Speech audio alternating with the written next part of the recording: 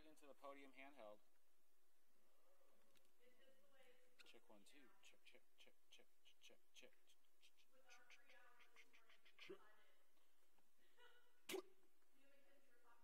Check 1 2. Check 1 2. Check check 1 2. It is definitely.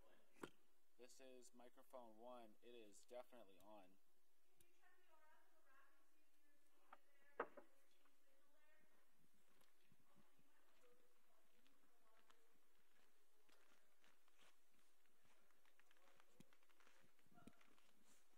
Check 1 2. Check check check check check check check check check. I'm not actually saying anything on here. Where? Check 1 2. Check 1 2. Check check check. Oh, it's over. Thank you. Check check check. Hey, would you turn the mono Check fader 1 up 2. and make sure all the mics we're using are being sent to the mono? Keep testing, Ruben. Check 1 2. Hey, yep. Check 1 2. Podium microphone check. 1 2. 1 2. Check. Check 1 2. 1 2 3. 1 2 3 4. 1 2 3 4 5 6 7 8 9 10 11 12. Check 1 2. Check microphone 1. Check 1 2. Hey, yep. Check 1 2. Check check 1. Check 1 2. Check 1 2. Hey. Hey, yep. Check 1 2. Check 1 2. Hey, yep. Check. Microphone. Check 1. Handheld. Microphone 1. Also, can we switch to 10? Let's use an 87 instead of a 58. You want? It's on the command desk backstage. Does that sound good, Adam? Yeah. Okay. The 87 is going to pick it up. You know I have to ask the A1 first.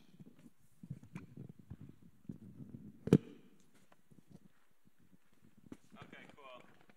I can hear it now. When the event actually starts, we'll just leave the stream going for now. Just hit record. You're back here. Okay. Go to that record button.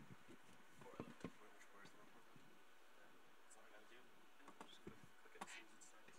Yeah, or like even 20 minutes before it starts. By the way, that looks really good. Sorry, I'm a little bit like scattered. But that looks great.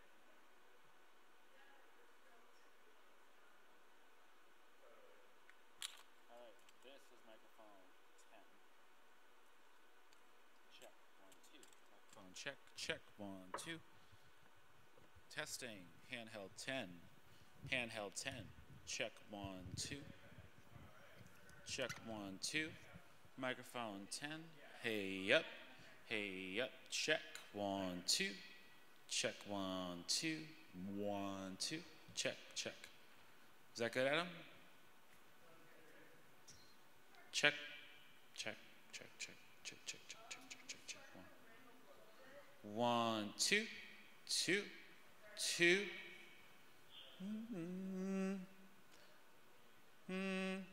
Something above that. Check 1 2. Check. Check. I can hear it, but I'm not sure if it's worth EQing out. But I don't want to give my opinion.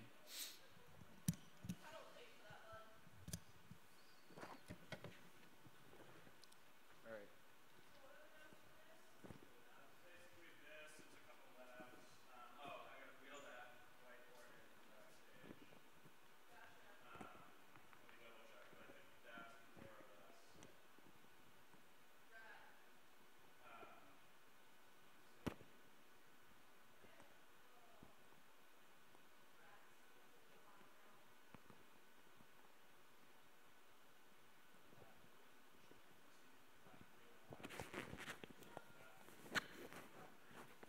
Lab 3. Check 1 2. Lab 3. Lab 3. Lab 3. Lab 3. Lab 3. Check 1 2. Check 1 2. Hey, yep. Check. Lav mic 3. Lav mic 3. Check 1 2. Lab mic 3, check 1, 2. Hey, yep. Sounds good? All right, I'm gonna switch to 2. Yeah, that's it. That's all the stuff.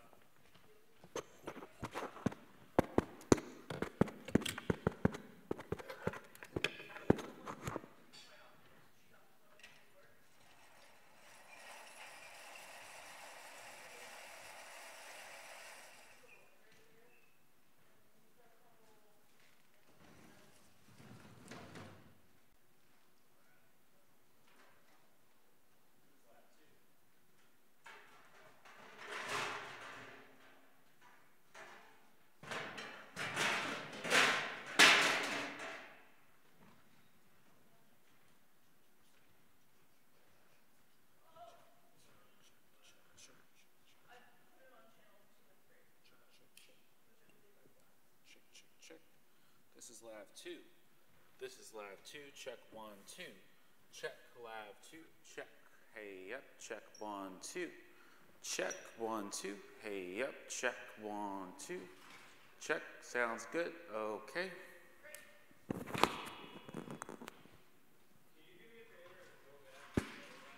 Yeah.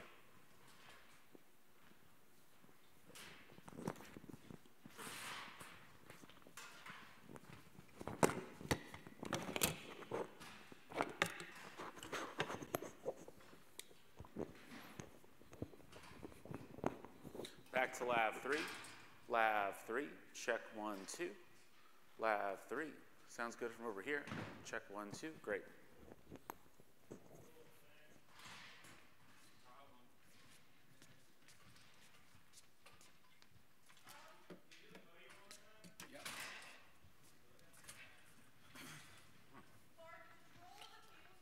Handheld. Whoa. Handheld microphone. Check 1, 2.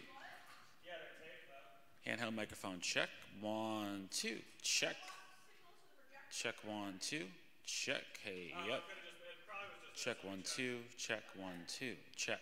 Hey, yep. Check. Check 1, 2. Handheld microphone. Check 1, 2. Check. Hey, yep. Check 1, 2. Testing. Test. Check 1, 2. Hey, yep. Check 1, 2. Testing 1, 2, 3. 1, 2. You shouldn't have because the projector was plugged in. It's plugged in behind the tech desk. 1, 2. Check. 1, 2. Hey, yep. Check 1, 2. Check. Hey, yep. The remotes are up there, right? Check 1, 2. Check. Hey, yep. Check 1, 2.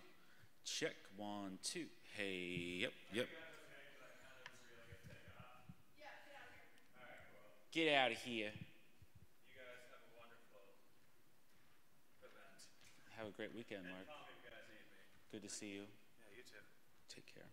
Bye-bye. Bye-bye. Check 1, 2. Check. 1, 2. Hey, yep. Check 1, 2. Hey, yep. Checkity check 1, 2. Hey, yep. Check 1, 2. Check 1, 2. Hey, yep. Check 1, 2. Hey, yep. Check 1, 2. You're welcome.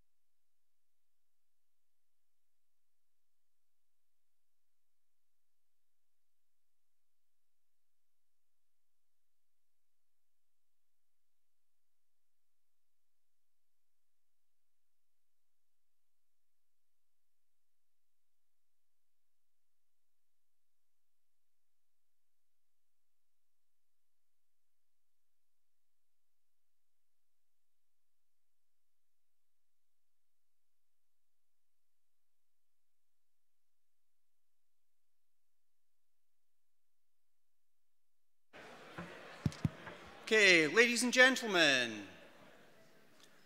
welcome. My name is Ken Henderson, and I have the honor of being the Dean of the College of Science here at Northeastern University. So first of all, welcome to everyone that is here this evening to see this year's Einstein lecture by Professor Edward Frenkel. Congratulations to him, and a special welcome to our most honored guest here tonight. It's my privilege to welcome and introduce Stephen Weintraub in a second. But first of all, just a welcome to the American Mathematical Society and all of you. It's fantastic to see so many mathematicians all gathered in one place. As a mere chemist, it's a little intimidating. But welcome. We're absolutely delighted to have you here at Northeastern University. A couple of my mathematician colleagues have told me, and I've come to believe, that mathematics in the purest sense is the pursuit of truth and of beauty. And I've believed that to be true in my own small way as a structural molecular chemist. What I've found is time and again, whenever we discover new knowledge or create new knowledge, mathematicians have usually been there well before us. In fact, many decades, if not hundreds of years before us. So in my own area, I actually look at network materials, two-dimensional and three-dimensional networks. And if it wasn't for the amazing work of topologists in the past, us poor chemists would have been lost in a wilderness for decades and decades.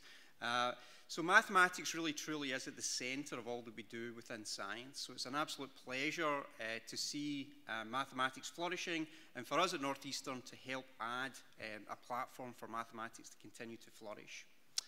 So with that said, it is my absolute pleasure to introduce the Secretary for the American Mathematical Society, Stephen Weintraub, who will do the formal introduction for this year's Einstein lecture. Thank you very much.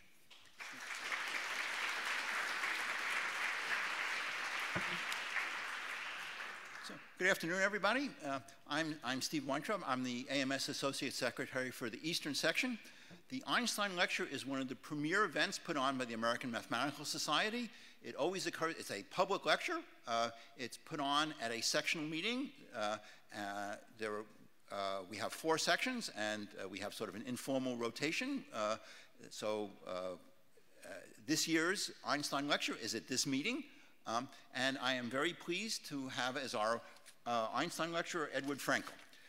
Edward Frenkel is is a professor of mathematics at UC Berkeley. He's a member of the American Academy of Arts and Sciences. He's a fellow of the AMS. He's the winner of the Hermann Weyl Prize for Mathematical Physics. He's the author of Love and Math, which is a New York Times bestseller and has been published in 18 languages.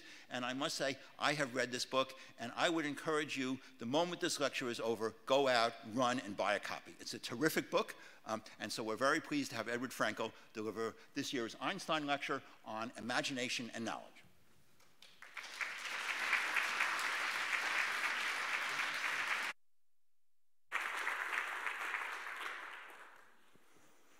Hello, good evening. Can you guys hear me well? Yes, I'm a little blinded by the lights and by all the stars who came to see me. Thank you all for coming. Saturday afternoon, beautiful weather, and yet we are all here. So what can I tell you? Let's see. I would like to start by thanking the American Mathematical Society for this great honor. Giving this year's Einstein public lecture. And of course, thank you to Stephen for this nice introduction. Also to the organizers, this beautiful auditorium. And thank you to Northeastern University for hosting. You know, I spent some time thinking about it because I feel like it's not a kind of a typical lecture that, a typical math lecture that I'm used to giving. In part because it is a public lecture. So I wanted to touch upon certain things which normally I don't get to talk about, amongst my colleagues. So perhaps share a few things and see what you think about this. So I would like to start, since it is, after all, the Einstein lecture, I would like to start with this quote from the great man himself, Albert Einstein, which, by the way, it isn't authentic. It is a real quote. I have investigated because, as you may know, that sometimes there are quotes attributed to Einstein, which actually he did not say. He did actually say that in a book which he authored. Imagination is more important than knowledge, for knowledge is limited, but imagination embraces the entire world. And I was struck by this, and this quote actually is what gave me the idea for this lecture and for the title in particular of this lecture. Because I feel like, most of my upbringing, most of my education in mathematics, I have been told that it's all about gaining more knowledge. It's all about learning more stuff. You read this book, you read that book, you attend this class, and so on. You take up this problem, you talk to your advisor, et cetera, et cetera. Then you become an advisor and you start teaching your students. All of it is true, and all of it is important. However, this sentence, this line, imagination is more important than knowledge, from a great scientist, from somebody who has proven himself. If it were spoken by a guru, by a spiritual teacher or something, we could easily dismiss that and say, what does he or she know about mathematics? Here is Einstein. So it kind of gave me pause, and I was thinking about what does he mean by this kind of contraposing imagination and knowledge, hinting that it's not the same thing, that somehow there are different dimensions to our being, to our operating in mathematics and in life. And so I started to think about where in the history of mathematics we can spot those places where imagination came to the forefront, where imagination played perhaps a bigger role than knowledge. And the first example that I came up with was about imaginary numbers. What a great name, imaginary numbers. Even though there were many inclinations that such numbers should be considered and they exist, it seems that for the first time they were presented in a book, in a serious mathematical text by the Italian mathematician Girolamo Cardano, 16th century. He was not just a mathematician, but he was kind of an important figure of his era. He was also a physician and a scientist, also an astrologer. He apparently compiled, astrological calendars for about 100 people, important people, VIPs of his era. And he was a gambler as well, and wrote a book about gambling. So kind of a Renaissance man. So the book I'm talking about is called Ars Magna, The Great Art.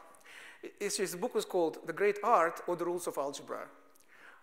When I speak to my students, I always say, in 16th century, they think of algebra as a great art. Somehow that may be a little bit lost today, but you have to remember the roots of the subject.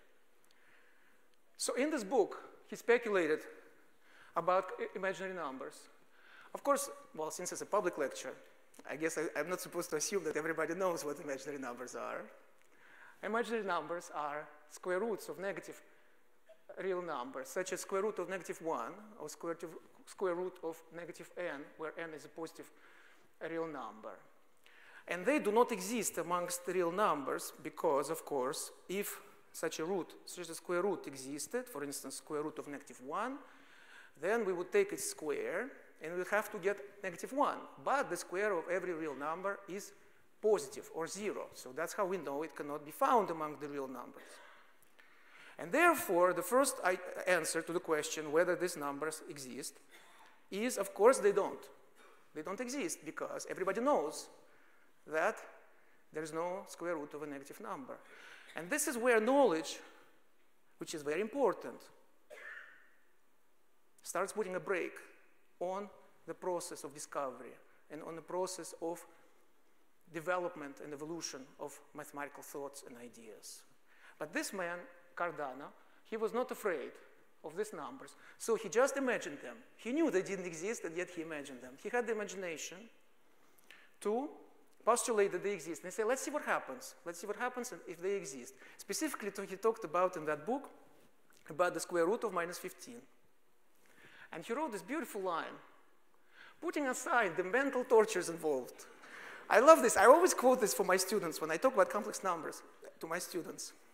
I always tell them that the first guy, well, who wrote about it in a book form, Cardano,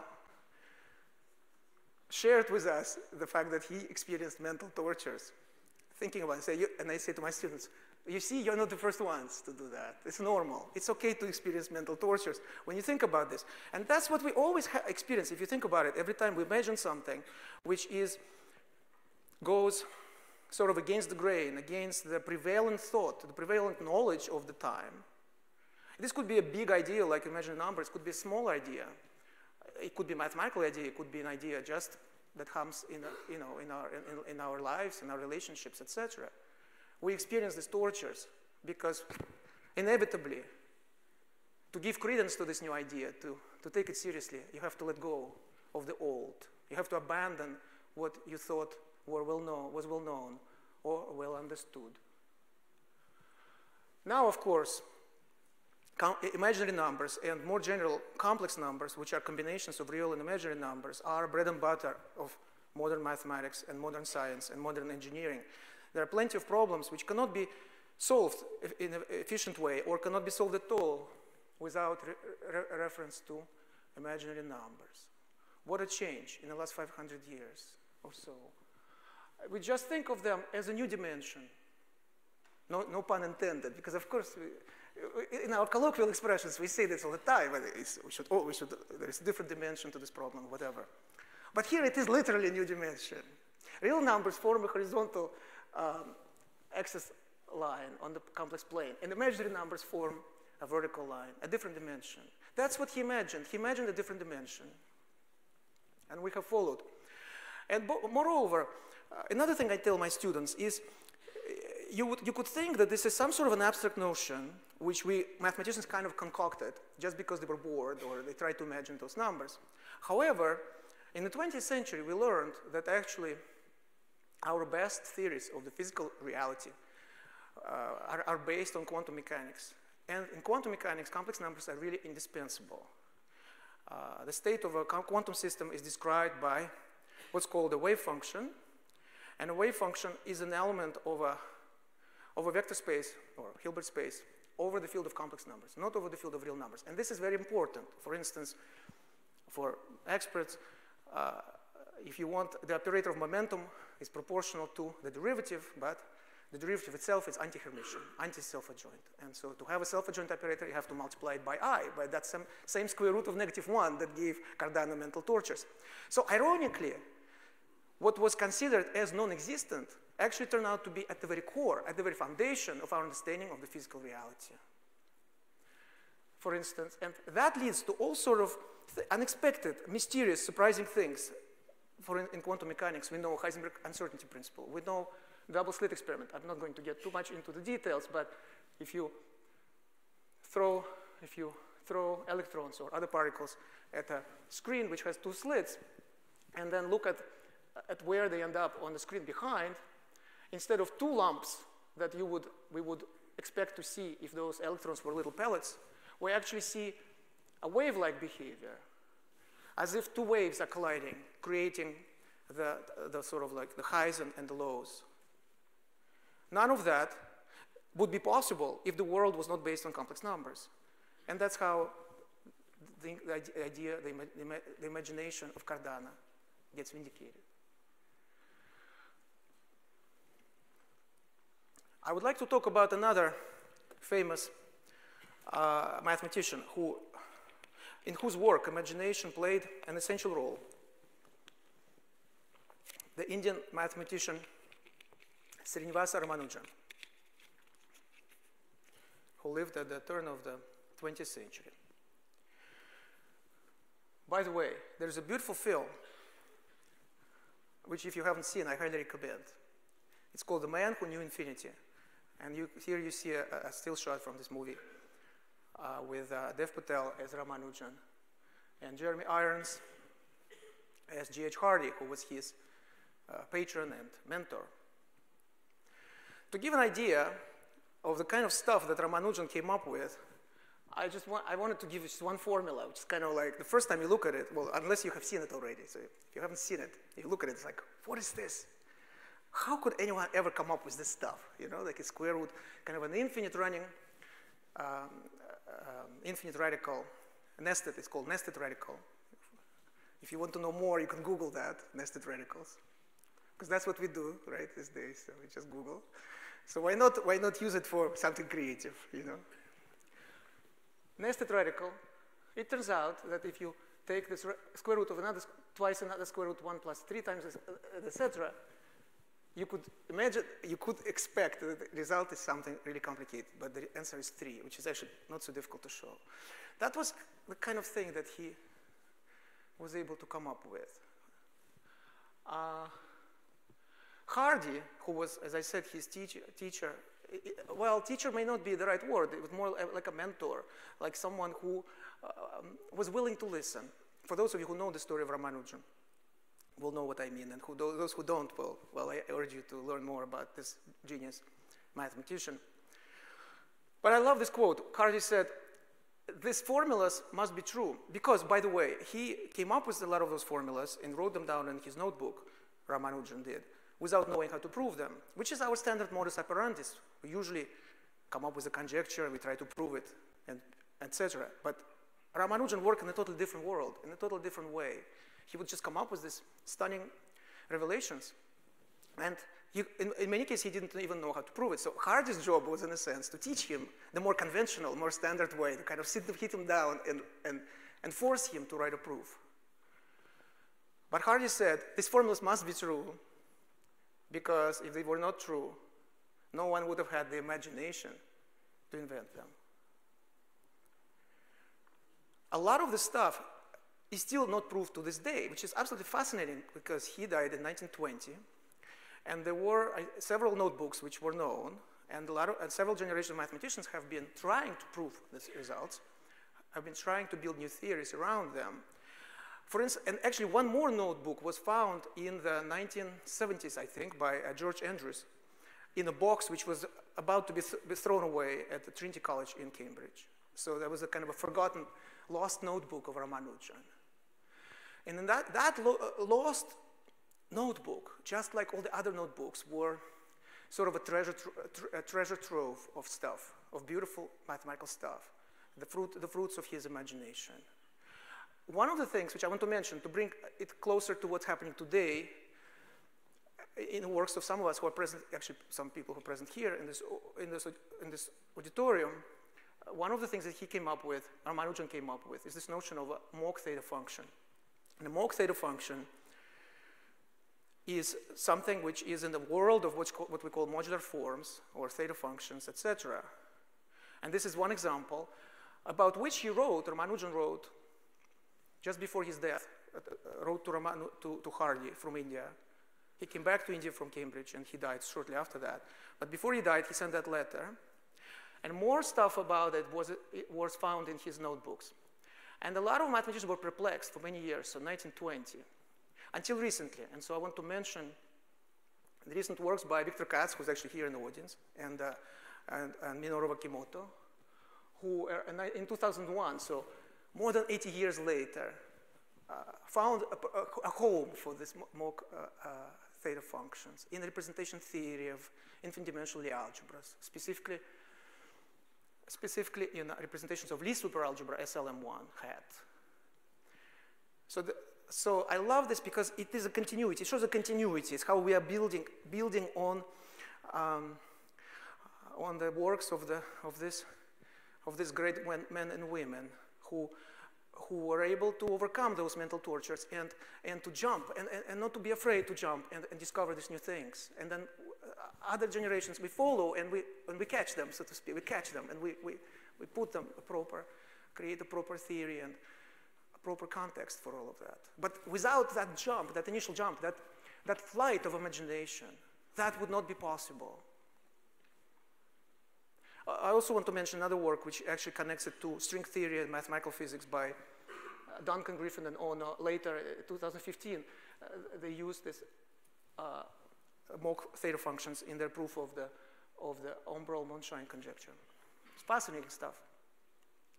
But what's even more, I found even more amazing is how Ramanujan, by his own admission, how he discovered these formulas. He said that they came to him, they were told to him by a goddess, by their family goddess, Namagiri, who would come to him in his dreams and write these formulas, and then he would wake up and write them down. So I think absolutely fascinating. I think a lot of mathematicians know about this, but it's some kind of like a well-kept secret. Like we don't share with other people so much. And I think it's very important because I think we have to grow up and we have to start paying attention to this stuff, because I know it's much easier to pretend that we're doing this sterile work and we are like wearing our lab coats to work and we're staring at the ceiling or whatever, you know? And thinking. And then every once in a while, that thinking results in a discovery. Well, my personal experience is not like that at all. And I bet you that in private, if you ask other mathematicians, they will tell you stories of blood and sweat. The discovery process is highly nonlinear and highly mysterious. There are other dimensions present in that process. And I think we should not run away from this. We should acknowledge and embrace them.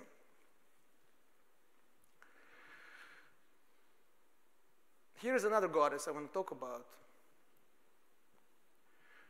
My compatriot, Sofia Kovalevskaya, a great mathematician, great woman mathematician, who was a great trailblazer. You know, we like to talk about breaking glass ceilings and so on, but here is a very powerful example of courage,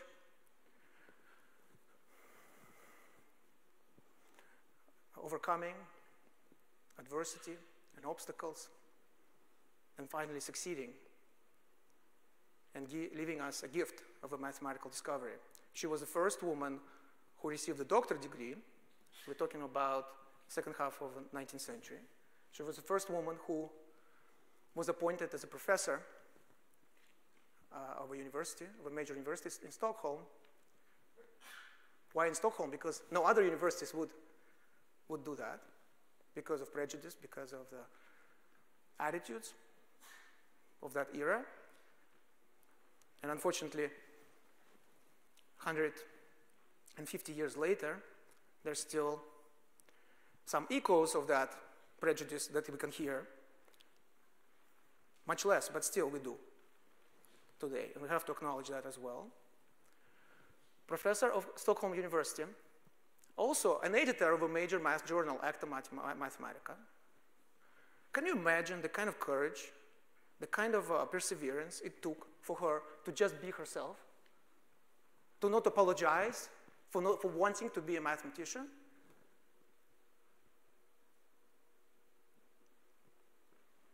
Of course, there were people who helped her. Weierstrass, Mittag-Lefleur, perhaps a number of others who were not as well known. But she had to struggle, she had to fight. And I think it's very important for us to remember and to acknowledge. And it wasn't just a fight, she actually did amazing mathematical work. Cauchy-Kovalevsky theorem, Kovalevsky top in integrable systems, for which she received a prize of the Bourdon Prize of the French Academy. And she was absolutely fascinating human being, because she was not just a mathematician, she was also a writer, an accomplished writer who wrote several books. And I was struck by, you know, it's very interesting, she came into my life, so to speak. Quite recently, somebody gave me this book of Alice Munro, which is called Too Much Happiness. There's a short story, which I highly recommend, Too Much Happiness. A friend of a friend, you know, recommended. And I knew about her, of course, I knew about her, but I didn't know many details. And I was absolutely struck by her life story. She died very young, as you see, only 41 years old. And anyway, so the quote that I would like to mention is very nicely fits into the subject. Many people who had never had a chance to know what mathematics is about and think of it as basic arithmetic, consider it a dry and fruitless subject. But in fact, it is a field that requires most of all She said that. Actually, in Russian, she said fantasia, fantasia. But I think imagination is a better translation than fantasy, because fantasy in English sounds to me a little bit like, you know, like something that is ephemeral, like doesn't exist. Imagination is something a little bit more sturdy. And that's what it means in Russian. Fantasy is just a flight of imagination. And then she continued. It is not possible to be a mathematician without being a poet at heart. I love this, okay? And it seems to me that a poet should see what others can see deeper than others, and that's what a mathematician should do as well. Beautiful. And I think it's very important because, anyway, I'm kind of, for me, it's a little bit of a coming out party, you know, like a homecoming also, because, you know, Boston is a very important place for me, and my parents live here, they're still here, they're here in the audience. And I came to Boston for the first time, you know, when I was 21 years old. So it is kind of a homecoming, but also it's kind of an interesting moment in my life. So I'm kind of passionate about this idea of mathematics being not just a profession, not just another sort of like a day job, you know, which is what I thought about, how I thought about it for many years, for most of my life, you know, and it's an art, it's poetry, it's beauty. And that's why I think all of us actually come to this. It's not because we wanted to make money or whatever, you know. Obviously, right? I mean, there's this passion which drives us. You know, reminds me of this quote by Fellini, which I came across recently. He said, "There's no end, there's no beginning. There is only infinite passion for life." And that passion can express itself in so many different ways.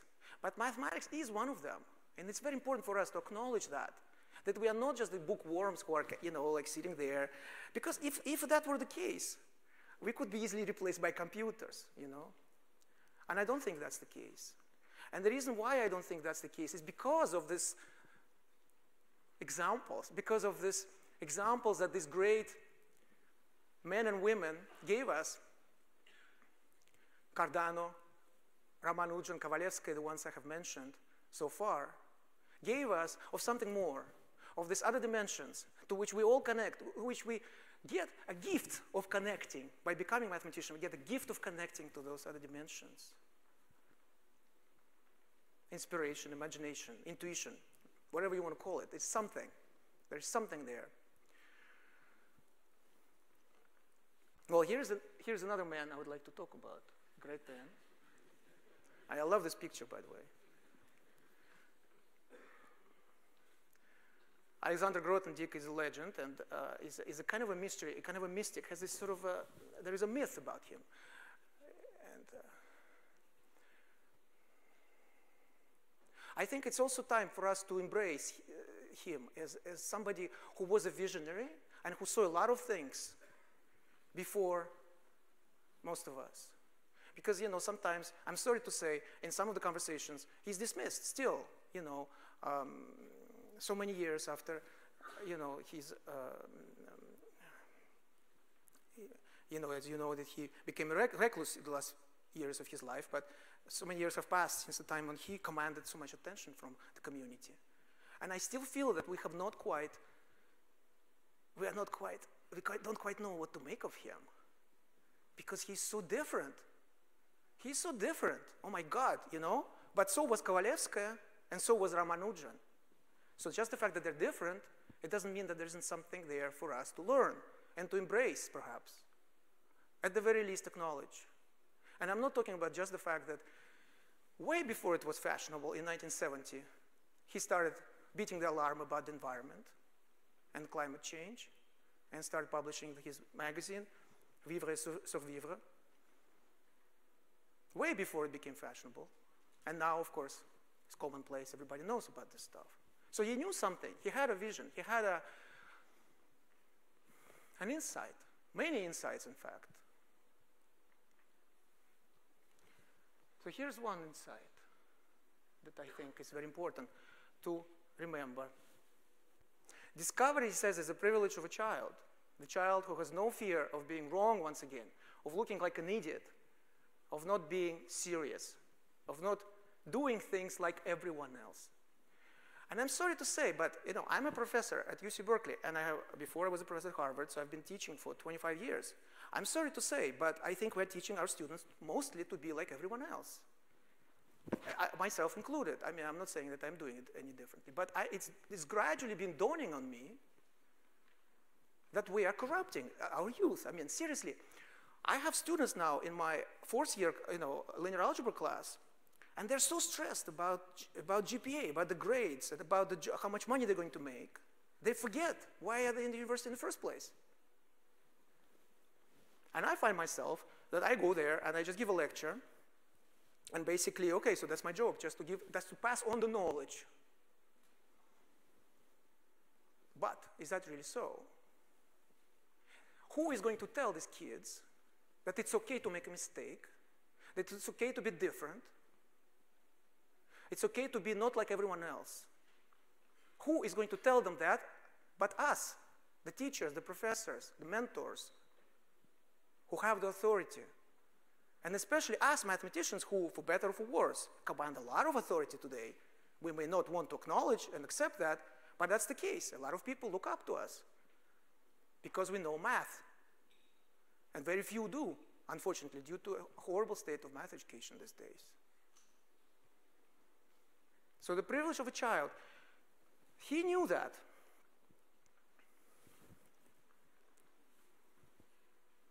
What a journey. What a journey. I mean, and it was not easy. I don't know if you know about this, but by the way, I highly recommend.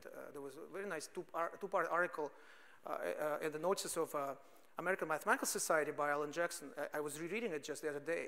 Fascinating, a lot of information and really beautifully written about his childhood. Raised by a foster family since the age of 5. It was 1933 when Nazis came to power. He was in Germany, and parents left for France because they were involved in politics, etc.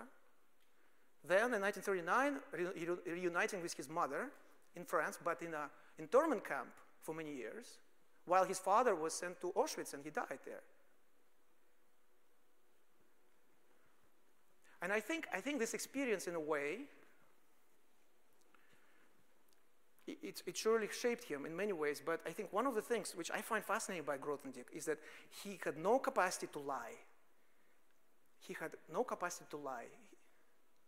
He could not pretend. And you could see that in his mathematics. It's uncompromising. It's uncompromising if you look at the body of work. EGA, SGA, etc.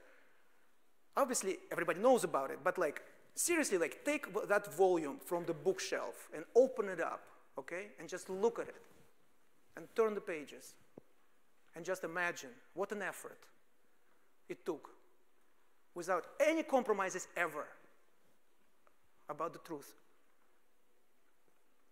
That's love. That is love. And it is a gift of love which he has given us through his mathematics, but also by just being himself.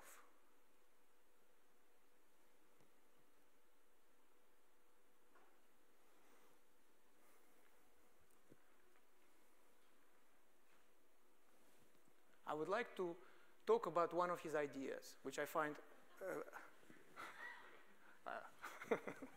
I would like to talk about one of his ideas, which I find fascinating. He has many. He has had many, but this one I really find it's genius in my opinion.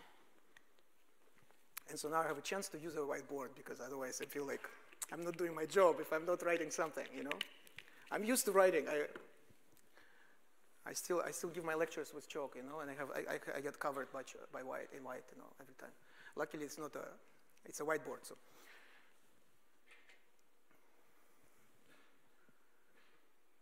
One of the central notions of mathematics is the notion of a function. For example, it could be a function on the real line. So then, if it's a real line, then it should be a line. Okay.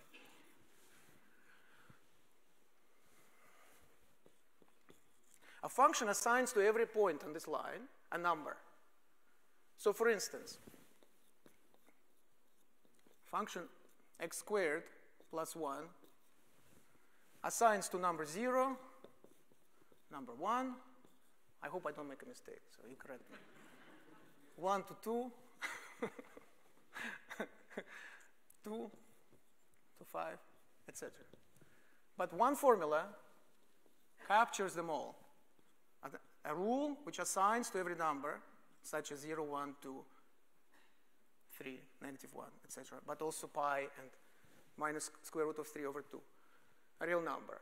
That is at the core of all of mathematics. Now comes Grothendieck and says, actually, we can take this to the next level, that we could actually think of sheaves, which was a concept just being introduced in those days. We're talking about more or less 1950s and 60s. A sheaf is a rule which assigns to every point not a number, but what's called a vector space. For instance, it could be a line, or it could be a plane, it could be a three-dimensional space, etc.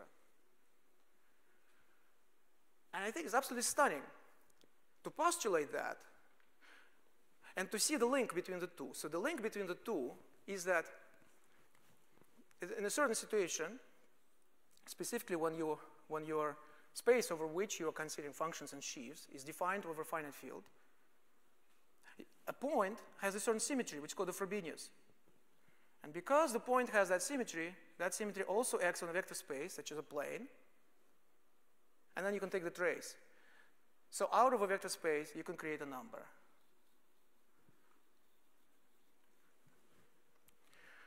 And this gave the idea to something which today is one of the most fascinating ideas of all of mathematics, I think, which is the idea of categorification.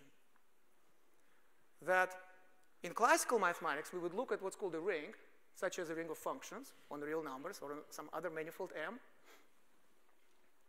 But categorifying it means replacing it with a category C, such that the ring itself could be recovered by stripping off some structures by taking what's called the Grothendieck ring. So not surprisingly, it's named after Grothendieck. So for instance, if we take a category of sheaves on a manifold, on a variety defined over a finite field, and a tile sheaf to be precise, or a complex of tile sheaves, then the corresponding ring is a ring of functions. That idea has transformed mathematics. And in particular, and by the way, and that's imagination. So that's, that's another example that I would like to contribute to this box, to the list of imagination, of the bursts of imagination. It has transformed mathematics, but especially, one area which is my area of research, which is called the Langlands program. Here's Robert Langlands, Canadian-born mathematician. And he is, by the way, very relevant to this lecture because he occupies the office of Albert Einstein, which is where this picture was taken in 1999 at the Institute for Advanced Study. Also a recipient of Abel Prize this year, as you may know. The ideas of Langlands program could be thought of as ideas of connecting two different parts of mathematics, number theory and harmonic analysis. But in recent years, when I say recent, it's, maybe for some of the young people in the audience, it's not so recent, but when I say recent, I mean like 80s and 90s, so, which kind of speaks about it. Perhaps more than I should have said. But in the works of Deligne and Drinfeld and Lamont, these ideas were carried to geometry. And the key element in the possibility of carrying these ideas from number theory to geometry, and that was achieved recently under the name of geometric Langlands program. The key point was this idea of Grothendieck, of categorification, of replacing functions by sheaves. And this idea is not just, one might think, okay, well, we had a formulation with functions, now we have a formulation with sheaves, big deal. It is a big deal because if you have a vector space assigned to a point and not a number, you get a lot of additional structures. For instance, you have symmetries. In addition to the Frobenius, you can have symmetries acting on the space. And you can, for instance, let's say it's a finite group. that acts by symmetries on the sheaf. Then you can decompose this vector space with respect to the characters of this finite group. So you get additional structure. A number you cannot easily decompose into pieces. There's no group of symmetries that acts on a number, but groups of symmetries act on vector spaces. So what I have just explained is basically the main idea of Ngo-Bao-Chow's famous proof of the fundamental lemma, which perplexed mathematicians in the classical Langlands program for many years, for decades, until he was able to exploit these ideas of sheaves, of sheaves replacing functions and the symmetries acting on them. That's just one example. That's the power of imagination that I'm talking about.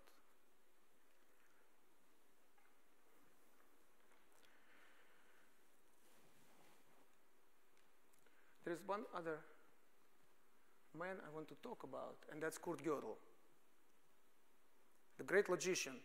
Kurt Gödel, who was a colleague of Einstein at the Institute for Advanced Study. Here they are, both of them, smiling. I love this picture.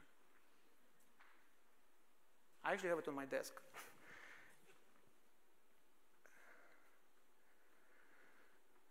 Two men whose ideas, whose imagination transformed our understanding of reality. Einstein showing that space and time are relative, space and time are curved, you know, totally mind-boggling stuff. And Kurt Gödel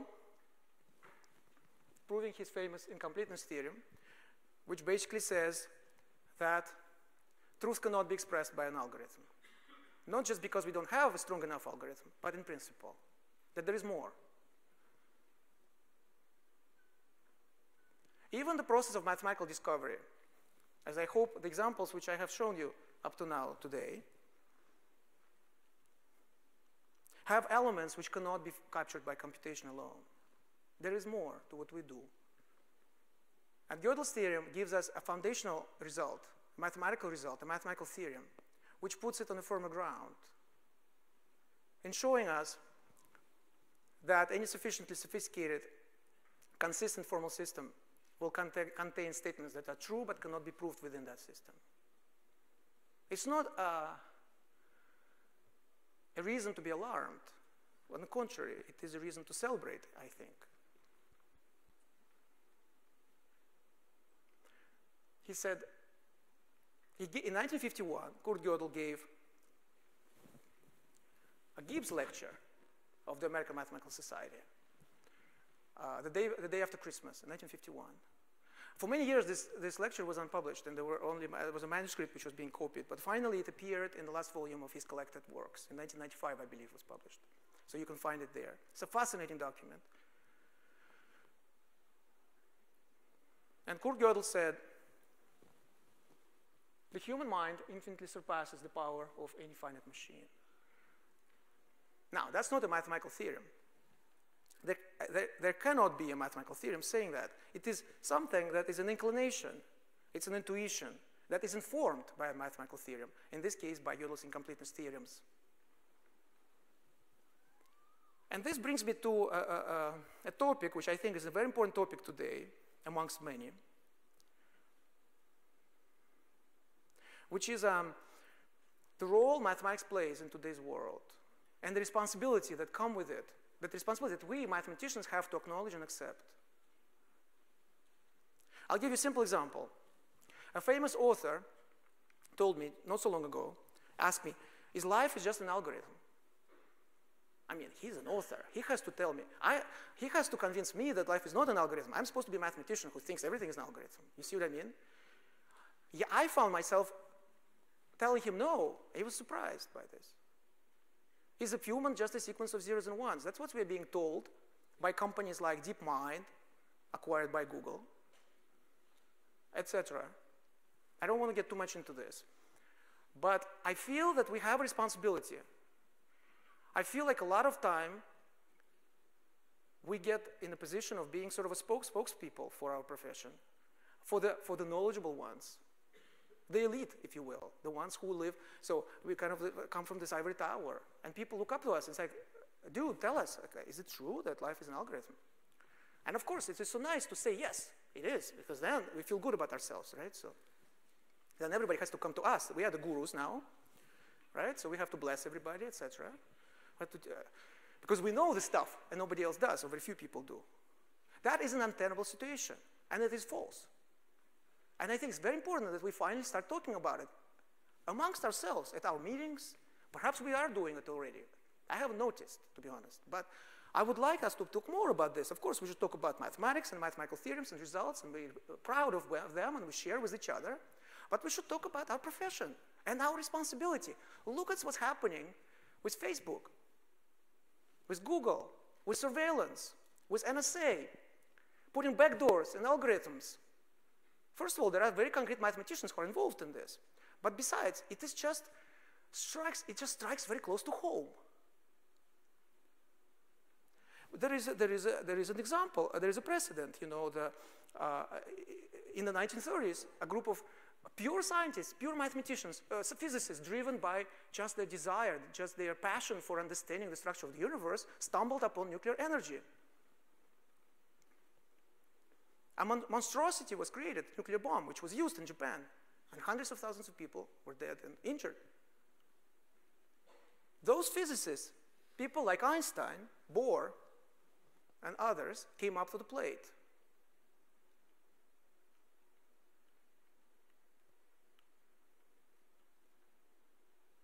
And made an effort to inform the world about the stuff that was created inadvertently, one could say, by their purely scientific research. We have to acknowledge that something like that is happening right now with mathematics. It is being misused for manipulation at absolutely unprecedented levels. I just watched a TED talk by a good friend of mine, Jaron Lanier, who is a pioneer of virtual reality. He's written fascinating books, which I highly recommend, such as You Are Not a Gadget. And he gave a TED talk just this month at the TED conference in Vancouver. And he says, these companies, they are not social networks. They are the empires of behavior modification. Because it's not enough that we are being surveilled. There is a feedback loop. The behavior is being modified as a result of our actions. Why? Because it brings profits. And the point is that this is done by mathematics. You know, when my book was published a few years ago, I would be interviewed and people would ask me, give us examples of where mathematics is used. You know? Now nobody asks me. Yes. So in a way, is it something to be proud of? In a way, yes, because it shows the power of mathematics. But power can be used for good and it can be used for ill. And I'm sorry to say, these days, in the news, I mostly read about this power being used for ill. And yet, I don't see many mathematicians stand up and speak about this. We have to. We have to. It's our profession, even if my research is not about algorithms, not directly connected, but still. It is mathematics, and our state of math education is so terrible that who else is going to talk about mathematics? Who else is going to talk about uses and misuses of mathematics if not us, if not professionals, if not mathematicians? If we don't take a stand, if we keep our heads in the sand, who will take the stand? You see?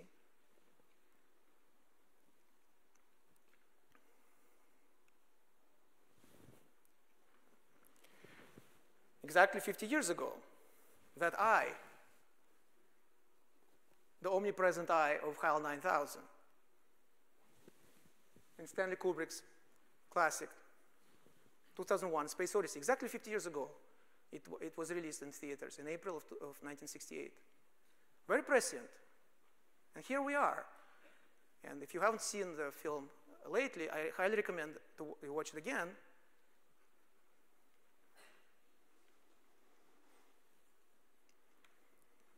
What saves the astronaut, and in his face, in his persona, in his character, humanity, I would say, it's a very symbolic film, one could say. What saves Dave Bowman, the Odyssey, if you will, the modern day Odyssey,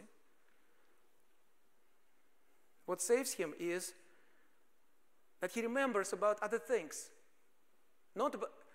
It's not just knowledge. It's not just zeros and ones. There is something else. There is his humanity. There is life. There are other dimensions of life. He goes with a screwdriver and disables the computer. I'm not saying we have to do that, yet. Although, who knows? One day, you see, and that's when he becomes himself. That's when the star child is born.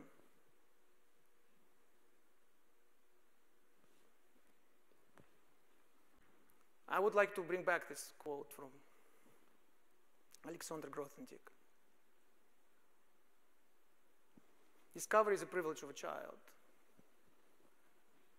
What is life about? Knowledge is important. But even mathematics, the most cerebral of all professions, one could say, requires more than just knowledge, just a sequence of zeros and ones, just an algorithm. There's more. It is like being a child who is not afraid that she or he is different and is following their heart rather than their mind and their knowledge.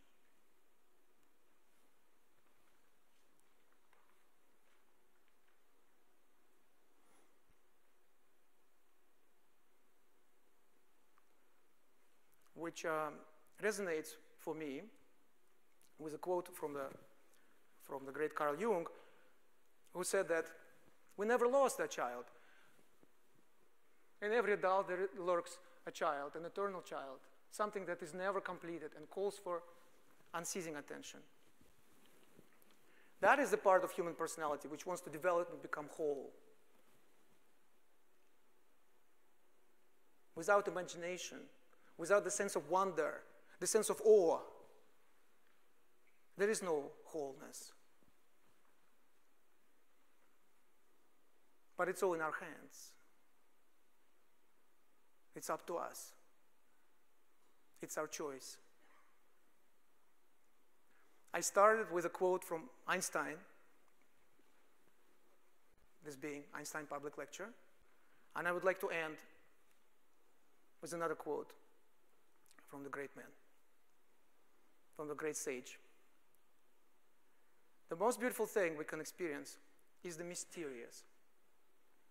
It is the source of all true art and science. He to whom the emotion is a stranger, who can no longer pause to wonder and stand wrapped in awe, is as good as dead. His eyes are closed. So let's open our eyes.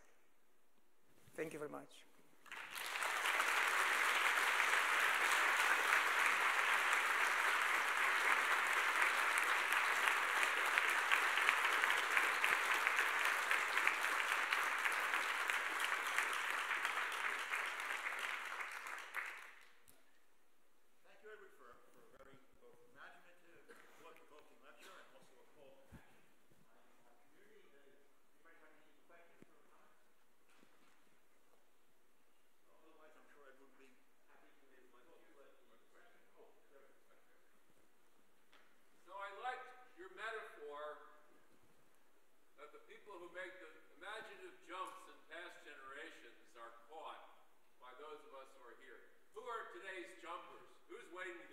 You are. All of us. I think all of us. It's only a choice of to jump or to not. But I think that all of us, if you really look deep inside, we will find something where perhaps we hesitated to make that step, to go down that road. Perhaps the familiar was holding us, in the same tracks. But what if tomorrow I wake up and I will actually try to make that step? It could be a very small step. It doesn't have to be Ramanujan or Cardano, or Kovalevskaya. But from those small steps will come something big and important.